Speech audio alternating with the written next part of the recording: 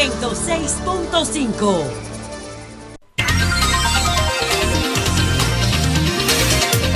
En punto de la mañana. Buenos días, dominicanos, dominicanas, ciudadanos y ciudadanas del mundo. Julio Martínez Pozo.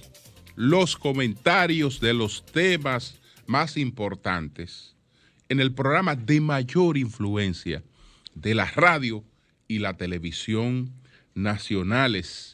En este lunes 15 de marzo del año 2021. Buenos días a todo el equipo del Sol de la Mañana, la audiencia de Sol, la teleaudiencia de Telefuturo, Canal 23 y las personas que dan seguimiento a nuestros contenidos a través de las redes sociales. Entonces, señores, vamos a ver las anotaciones que tenemos para el día de hoy. Hablaremos de los 80 años del Banreservas. Y los 80 años del Banreserva, estamos frente a uno de los frutos perdurables del Tratado Trujillo-Holz. Ese banco de reservas que tenemos ahí es producto de ese tratado y es un fruto perdurable que ha sido bastante útil y bastante beneficioso para la República Dominicana. Entonces, hay un fútil intento por trastocar nuestra historia, por avergonzarnos de ellas, ¿no? Y a eso nos referimos porque fue nuestra columna del día de ayer. Y bueno, el Consejo de Gobierno que se celebró en San Juan de la Maguana y la proclamación de las nuevas autoridades del Partido de la Liberación Dominicana. Entonces, de inmediato, con mis felicitaciones al Banco de Reserva de la República Dominicana por su 80 aniversario y a la campaña que llevan a cabo con motivo de este 80 aniversario, pues también hacemos algunas anotaciones históricas. Pero en primer lugar, déjenme leer esta nota. En este 2021, el Banco de Reserva celebrará 8 décadas de presencia nacional con una campaña que iniciará este lunes en que pone de manifiesto el orgullo de representar el valor de todo un pueblo que le ha respaldado a lo largo de su trayectoria.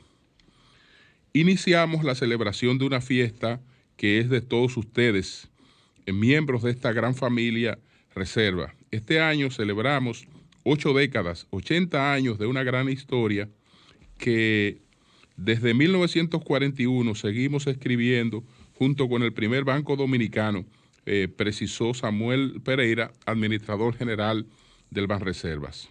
Con la iniciativa 80 años apoyando la voluntad de todos los dominicanos, la institución financiera recorre no solo su propia historia, sino la de todos los que han sido protagonistas con su esfuerzo y dedicación en el importante rol de impulsar el desarrollo del país. La campaña aniversaria, además, pretende honrar los cimientos que han forjado al Banreserva hasta convertirlo en el banco de todos los dominicanos. 80 años de logros. Durante estos 80 años, Banreserva ha respaldado incluso en los momentos de mayor vulnerabilidad a los diferentes sectores del ámbito nacional, como en lo cultural, en lo empresarial, lo turístico, lo deportivo, lo inmobiliario, automovilístico y proyectos de responsabilidad social a través de sus diferentes filiales, porque estos 80 años han sido de dedicación y esfuerzo para que todos los sectores de la República Dominicana se sientan representados, siempre con la intención de brindarle nuestro apoyo en todo momento. Indica que parte de la campaña que inicia de manera formal en este mes de marzo. Más adelante, el Banco de Reservas dará a conocer sus diferentes movimientos de voluntad a través de sus redes sociales, que el público podrá seguir, pues, y ahí publican los hashtags y una serie de cosas. Nuestras felicitaciones por estos 80 años, que como decía, son el producto de nuestra historia, de esta república que se ha forjado entre luces y sombras, entre aciertos y errores se ha formado esta república, pero los aciertos son nuestros, los errores son nuestros, las luces son nuestras, las sombras son nuestras, todas forman parte de nuestra historia y todas forman parte de lo que somos, Señores, hace 80 años se consolida la verdadera independencia de la República Dominicana. La verdadera independencia de la República Dominicana. Porque hicimos la proclama del 27 de febrero. Después tuvimos que sustentar más de 30 batallas frente a Haití, más de 30 batallas, más de 10 invasiones para sustentar esa independencia en lo que fue nuestra primera república, que duró unos 17 años, pero después se produce el colapso de esa primera república con la anexión. Se produce el colapso con la anexión. Entonces, después de la anexión, en la que la República Dominicana queda seriamente comprometida en sus finanzas, porque una de las características que nosotros hemos tenido es muy parecida a la que tenemos ahora. Es decir, siempre hemos estado dependiendo de un alto nivel de endeudamiento. Entonces, toda la jornada, toda la epopeya restauradora representó un altísimo nivel de endeudamiento en correspondencia con las finanzas de entonces, porque era todo está relativo a cuál era la situación de la coyuntura. Entonces, ¿qué se hacía entonces para buscar salidas a esa crisis financiera en la que vivía la República? Bueno, se tomaban préstamos de aventureros y lamentablemente eso nos enredaba más. El gobierno del presidente Báez en el año de 1869 contrató un préstamo con un aventurero inglés apellido Harmore, y entonces fueron los famosos bonos Harmore. ¿Qué pasó con esos bonos? Nosotros aspiramos a una emisión de bonos de 420,000 libras esterlinas, que la íbamos a pagar con abonos cada 6 meses de unos 58,000 libras esterlinas hasta saldar la totalidad del préstamo. Tomábamos 420,000 libras esterlinas. Cuando termináramos de pagar el préstamo, habíamos pagado 3 veces la cantidad tomada. Eso es lo que es el financiamiento. Pero ¿qué ocurrió? Que Harmore entregó a la República Dominicana apenas 38,000 libras esterlinas. Pero su emisión de bono total, como ya él tenía una autorización del Congreso Dominicano para hacer una emisión de bonos, la hizo por los 420,000 libras esterlinas. Es decir, se colocaron bonos dominicanos por 420,000 libras esterlinas, mientras al país apenas se le entregaron 38,000 libras esterlinas. Eso fue una gran estafa que el país inmediatamente la denunció, el presidente Báez, el Congreso, pues de manera unilateral revocó el contrato, pero ya lo que había sido generado producto de una legislación anterior, otra posterior no lo deroga. Es decir, a la República Dominicana se le obligó a pagar esas 420,000 libras esterlinas con todos sus intereses generados a través de los años, sin que el país se beneficiara realmente de ese empréstito.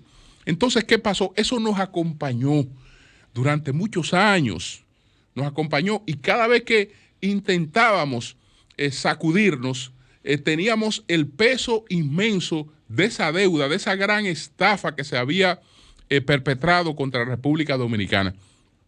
El presidente Ulises Herou trata de solucionar supuestamente ese tema. Y el presidente contrata otros 2 empréstitos. Una de las finalidades de los empréstitos siempre eran anular ya la deuda anterior, es decir, recoger la deuda anterior. Entonces el presidente, Harmor era inglés, el presidente Herou contrata entonces unos bonos, unos préstamos con una firma holandesa. Entonces ahí nos vamos a la Westendorp, con lo que pretendíamos redimir los bonos Harmor y dar una cierta holgura financiera a la República Dominicana. Bueno, el negocio fue también un negocio sumamente perjudicial para la República Dominicana. Ni resolvimos definitivamente Harmor, y entonces ahora teníamos una situación peor con la situación del empréstito de Westendorp. Entonces, después el propio presidente Herou fue a una tercera línea de préstamo para resolver Harmor y Westendorp. Y entonces ahí viene lo de la Santo Domingo Improvements. A partir de ahí, que ya esta era una firma americana, nosotros terminamos suscribiendo 2 convenciones, la de 1907 y la de 1924, mediante las cuales teníamos la receptoría de aduanas comprometida. Es decir, el país no recaudaba los impuestos aduanales, los recaudaba un gobierno extranjero y le daba una partecita al gobierno para que operara. Esto porque los tenedores de bonos de la República Dominicana no iban a confiar nunca en un gobierno dominicano, y además un gobierno con esos niveles de inestabilidad que habían. Entonces, por eso nosotros no teníamos soberanía. Entonces, lo que resuelve esa situación es el llamado Tratado Trujillo-Holf. Holf era un secretario de Estado americano que suscribió el Tratado Trujillo-Holf con Trujillo. Entonces, por eso es que hablo del origen del Banco de Reserva, que está establecido en ese tratado de Trujillo-Holf. Aquí tengo el tratado. Entonces, en ese tratado, el presidente de la República Dominicana es representado por el generalísimo Rafael Leonidas Trujillo Molina, benefactor de la patria, embajador extraordinario en misión especial, y el presidente de los Estados Unidos de América, representado por Cordell Hull, secretario de Estado de los Estados Unidos de América, quienes, habiéndose comunicado mutuamente sus respectivos plenos poderes, los cuales fueron hallados en correcta y debida forma, han convenido en lo siguiente. Número 1, el gobierno de la República Dominicana recaudará por mediación de sus correspondientes funcionarios nacionales las rentas aduaneras. Es decir, ahí surge la Dirección de Aduanas también, que no la había, nació la República, pero aquí no había una recaudación independiente. Entonces nace la Dirección de Aduanas, producto de este tratado, y el artículo 2 es el que crea el Banco de Reservas. El gobierno de la República Dominicana, ya estoy leyendo el artículo 2, y el gobierno de los Estados Unidos de América, como un acuerdo, designarán un banco con establecimiento en la República Dominicana como único depositario de todas las rentas y fondos públicos de cualquier naturaleza del gobierno dominicano. Es decir, ok, nosotros nos vamos, usted va a recaudar sus aduanas, pero todo lo que usted recaude tiene que ir a un banco. Eso no es a los bolsillos del gobierno que va, sino va a un banco. Entonces el banco le responde a los tenedores de bonos de la República Dominicana y le responde al gobierno. Entonces ahí surge el Banco de Reserva. Por eso estamos conmemorando en el día de hoy el 80 aniversario de esa gran institución cuya historia previa traté de resumir lo más posible. Entonces, a propósito de eso,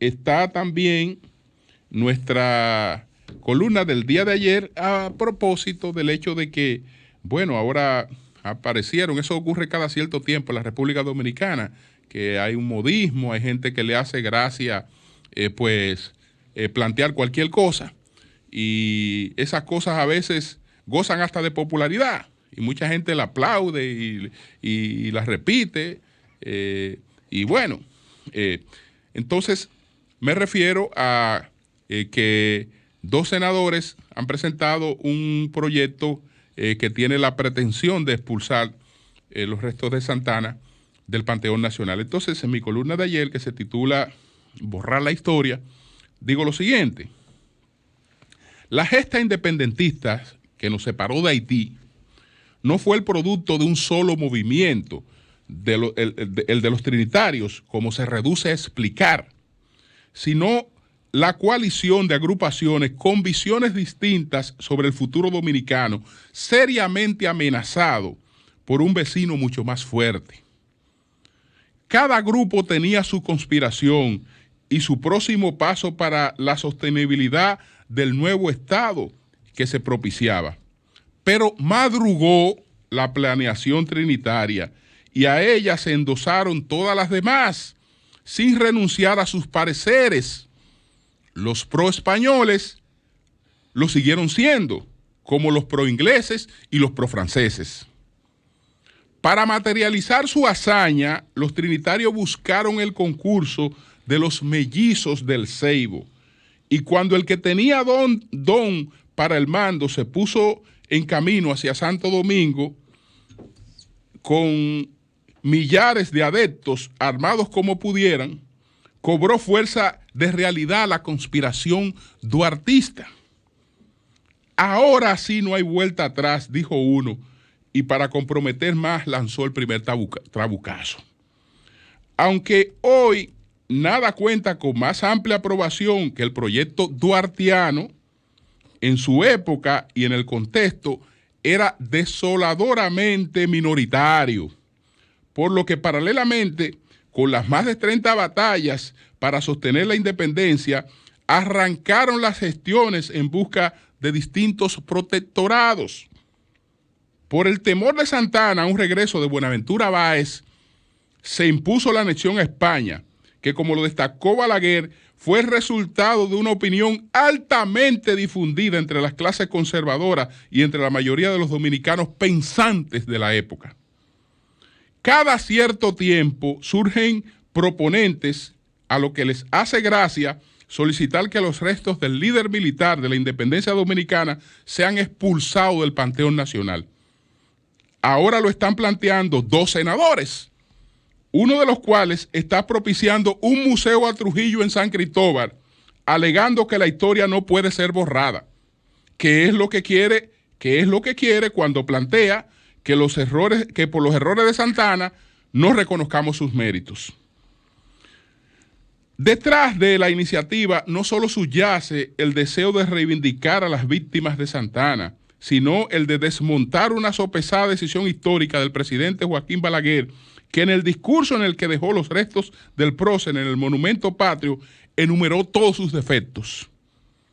Cito a Balaguer: ¿cómo es posible, en una palabra, que esa especie de monstruo que, por un lado, nos redimió de la servidumbre y que por el otro lado nos ató de nuevo a la cos del vasallaje, se ha traído aquí a este altar de la patria para compartir la gloria con los que jamás traicionaron sus ideas, con los que coronaron su carrera muriendo dignamente, se preguntó Balaguer. Entonces él sigue diciendo: a pesar de toda esta repugnancia que nos inspiran tus crímenes, tus famosos crímenes de Estado, tengo que confesarte hoy, Pedro Santana, que yo, al igual que otros muchos dominicanos, no puedo sustraerme a la atracción de tu grandeza histórica. Fuiste grande ante Haití, el mayor peligro que amenazaba a todas las épocas la existencia de la República. Y esos laureles, aunque manchados de la anexión, deben bastar por sí solos para otorgarte el derecho a ocupar un sitial preeminente en el Olimpo de nuestros dioses.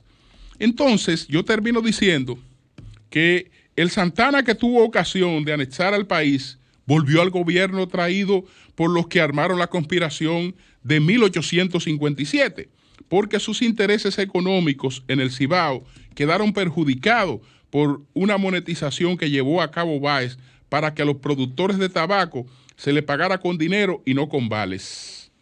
Entonces, esa monetización provocó aquella conspiración del año de 1857, y como los conspiradores, ese linaje santiaguero que conspiraba, no tenía la fuerza suficiente para derrocar a Báez, trajeron al país a Santana para que encabezara la conspiración, y luego Santana llega al poder después de derrocar a Báez, y entonces tiene el temor por los acontecimientos posteriores de que Báez vuelva, y prefirió irse por la anexión, que era buscada aquí por todo el que tenía un ombligo por delante, excepción hecho de los trinitarios. Porque el primero que sale a gestar de este país un plan o de anexión o de protectorado, se llama Matías Ramos Mellas. Entonces, ¿qué hacemos con Mellas? ¿Qué hacemos con Mellas? ¿Qué hacemos con los conspiradores del 1857 que trajeron a Santana? Todos ellos son glorificados y una parte de ellos está en el Panteón.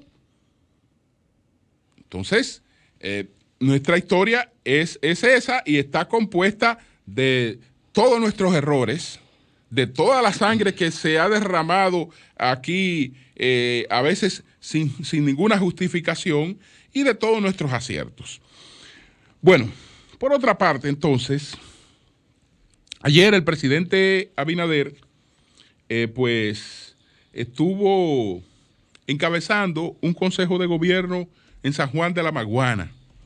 Eso es positivo. El presidente Abinader ha hecho consejo de gobierno en distintos lugares y ha demostrado que hay un sentido de la geografía nacional en su gobierno.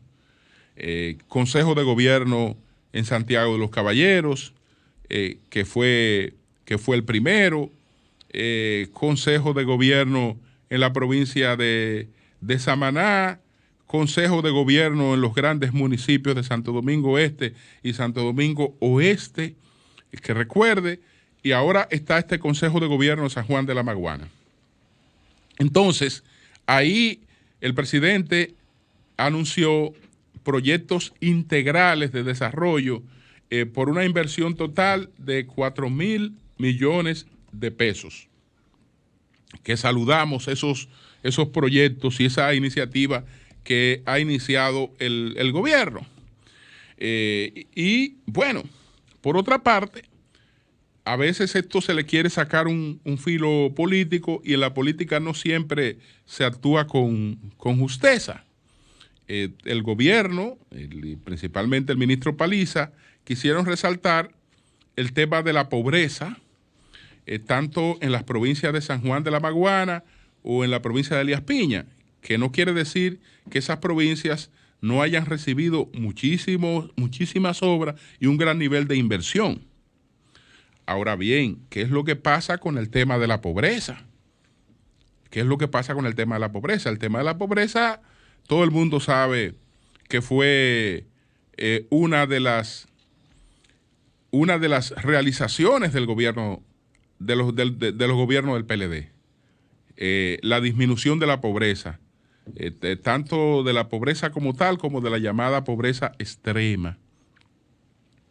Entonces, ahora Paliza y el gobierno resaltan que se encuentran en San Juan y Elías Piña con un 68% de pobreza. No me extraña. No me extraña. Pero ni el presidente Abinader ni el gobierno, si ellos aspiran a que se sea justo con ellos, a la hora de evaluar, no pueden dejar de tomar en cuenta una pandemia. No pueden dejar de tomar en cuenta una pandemia, porque así como dejar de tomar en cuenta ese hecho es injusto frente a los otros, terminará siendo injusto frente a ellos. Porque mañana se puede parar cualquiera y decir que el presidente Abinader agudizó la pobreza. Y el presidente Abinader no agudizó la pobreza. La pobreza la ha agudizado una pandemia que incluso en la propia administración anterior, que fue la que empezó a manejar la pandemia, ustedes recuerdan que hubo que auxiliar a personas que los programas habituales del gobierno no calificaban para ser auxiliadas, porque esos programas tenían que estar esas personas previamente identificadas por el SUIBEN, y no estaban identificadas por el SUIBEN. ¿Por qué no estaban identificadas? Porque eran personas que no estaban por debajo de los niveles de pobreza y la pandemia lo colocó por debajo de los niveles de pobreza. A la hora de darle ayuda, el gobierno tuvo que explicarlo y justificarlo, que después Tony Peñaguaba, ustedes recuerdan, no tenía una semana instalado en las funciones y ya estaba haciendo escándalo con relación a eso, de que se habían auxiliado a personas que no estaban en los programas del SUIBEN, que por lo tanto no le correspondía y que eso era un gran fraude y lo que sea, cuando ya estaba previamente explicado que hubo miles de dominicanos que no estaban en los niveles que calificaran para recibir las ayudas, pero que la pandemia los empujó allá. Entonces, yo no tengo duda en que la pandemia haya agudizado la pobreza en Elías Piña, que la pandemia haya agudizado la pobreza en San Juan, que la pandemia haya agudizado la pobreza en todos los rincones de la República, porque eso es una realidad. Eso es una realidad, pero si yo no la tomo en cuenta para hacerme el gracioso y tratar de ocultar parte de las realizaciones anteriores, después también eso me va a caer a mí encima.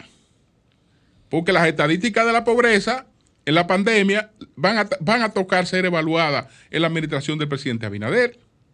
Pero no es el presidente Abinader que ralentizó la economía, no fue el presidente Abinader que ha dejado a miles de personas en la desocupación, no, fue la pandemia. Fue la pandemia y todavía las secuelas que apenas la estamos viviendo ahora con un proceso inflacionario y con una serie de cuestiones. Entonces, sean justos con la pandemia para que la pandemia también sea justo con ustedes en evaluaciones posteriores, pero saludamos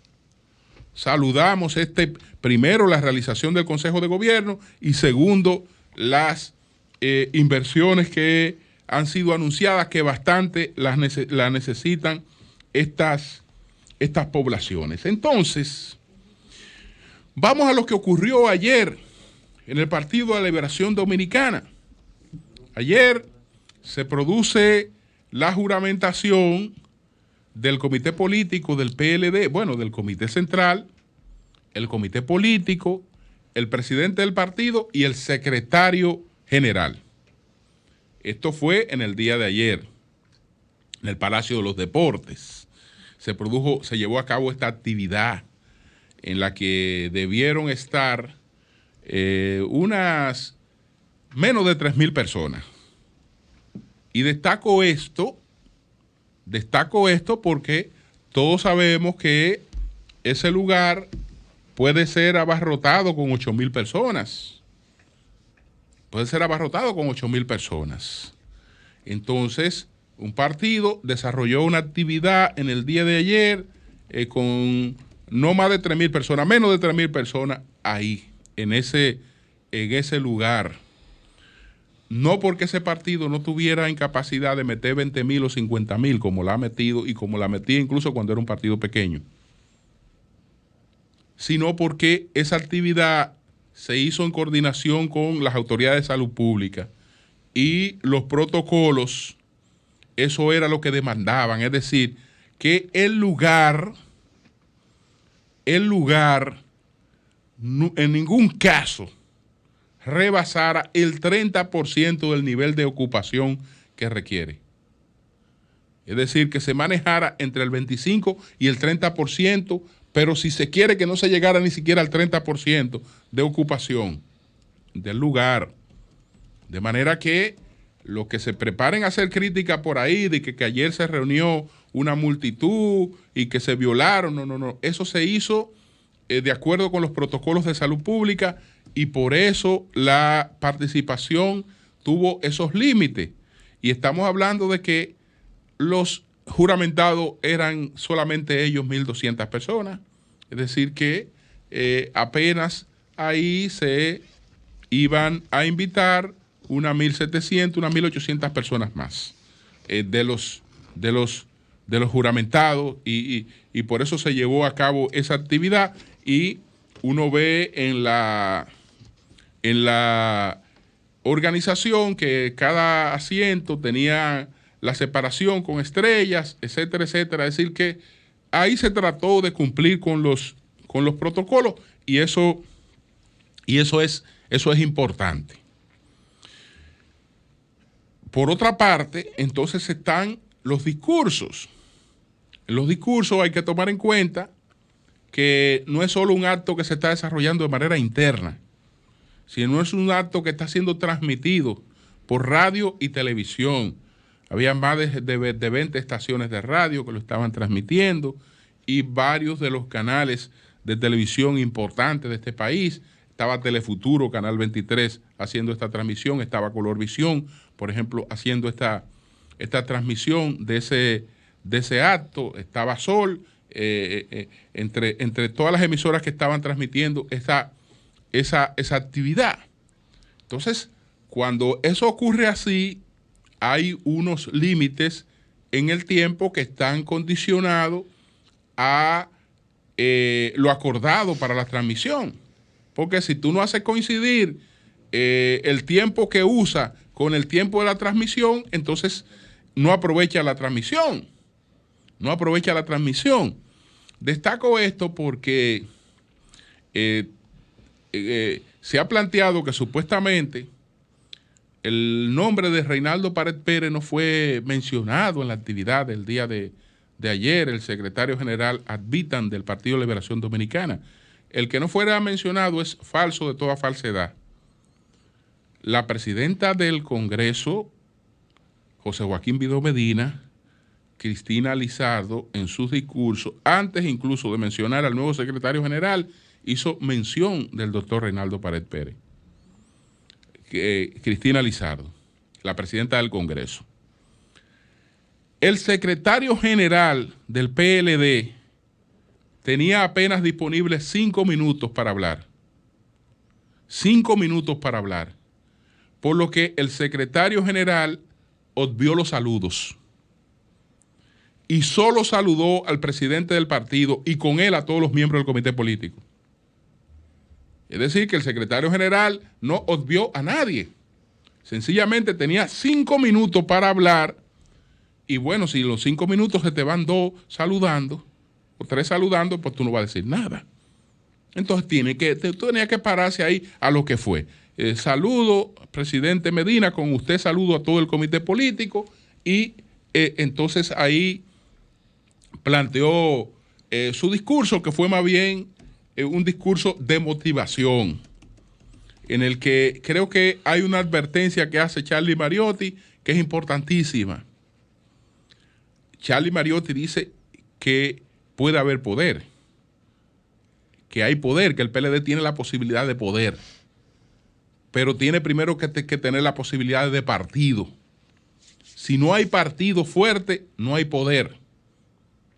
No hay poder. Y arengó en ese sentido haciendo un provecho bastante efectivo del tiempo. Incluso una de las cosas que le permitió a Charlie Mariotti ganar la Secretaría General fue ese sentido del uso del tiempo y del provecho efectivo del tiempo, porque al igual los tres aspirantes tenían 5 minutos para hacer una motivación, y si esa motivación se iba en saludadera o no, o en desarrollar ideas que tú no podías ahí ampliar, entonces no aprovechaba el tiempo. Él aprovechó, arengó en el sentido de comprometerse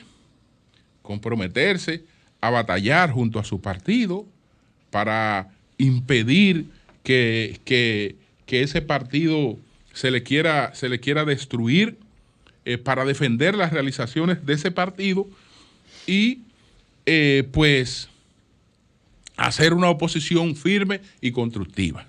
De manera que se entiende que el secretario general entonces no obvió a nadie, sino que hizo el sentido del tiempo, porque si no, tal vez incluso ni habla. Ni habla porque el discurso principal era el discurso del presidente de ese partido. Entonces, el presidente de ese partido no solo es el presidente de ese partido. El presidente de ese partido es un expresidente de la República. Y entonces, su discurso tenía que venir en dos órdenes.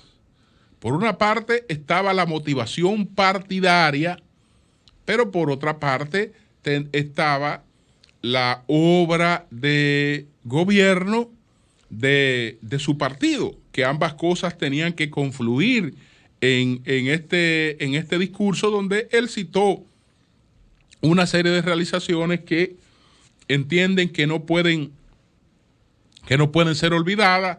Habló de su historia en el PLD, de su historia en el PLD, de la reiteración de su compromiso, de que no está en esto como aspirante presidencial, que su interés es el fortalecimiento de ese partido, y reiteró que una vez logrado esos objetivos, pues no estaría ni siquiera en la presidencia del Partido de la Liberación Dominicana. Entonces, creo que su discurso fue motivador también, un discurso de defensa a la obra de su gobierno, y un discurso sobre todo de tratar de energizar, de entusiasmar al PLD para que retome las calles, para que retome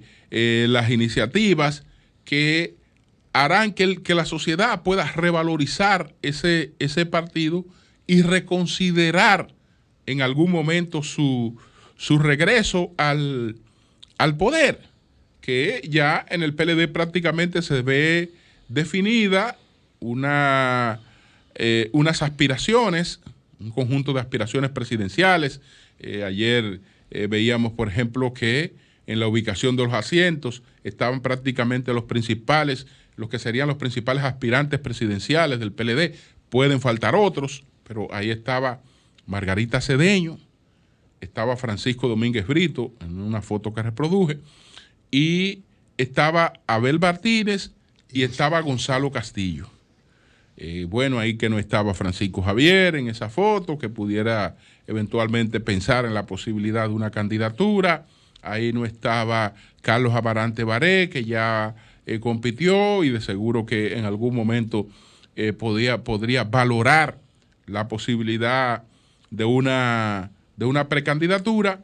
En el caso del doctor Reinaldo Pared Pérez, todo el mundo sabe que tiene una prioridad en estos momentos que se llama recuperación de la salud, que tiene todas las recomendaciones de estar alejado del estrés de la política para poder llevar con mayor éxito ese proceso que todos deseamos que siga bien. Entonces, eso también es importante. Eso también es importante porque con tiempo ahí hay una serie de cosas que se van definido y se van definido con un terreno mucho más aplanado, mucho más aplanado, porque ahora, entre la gente que va a competir, ahí no hay gente que tiene ventajas que le da el manejo de ciertas estructuras del Estado. No tiene esa ventaja. Ahora, entonces, la competencia tiene que ser sobre atributos personales, sobre la capacidad que usted tenga de reinventarse a sí mismo, sobre la capacidad que usted tenga de aprender a sí mismo. No hay que ser un genio para ser presidente de la República. No hay que ser un genio para ser presidenta de la República. No, lo que hay que tener es la capacidad de aprender, la humildad de aprender, la humildad de matizar cada día su propia ignorancia. No hay que llegar a lo que Fukuyama llama megalotimia, es decir, de usted sentirse que lo suyo es superior a todo lo demás y que solo usted tiene las soluciones que ninguno de los otros tienen, etcétera. No. Yo creo que ya la política en el día de hoy tiene otro sentido. Es decir, el que hace su tarea tiene condiciones para aspirar, pero que haga su tarea.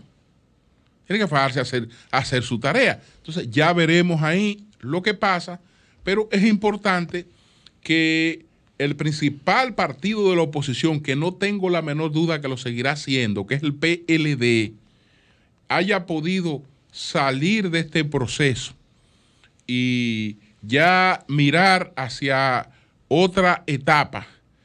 Creo que con eso el sistema político dominicano se fortalece. Cambio y fuera.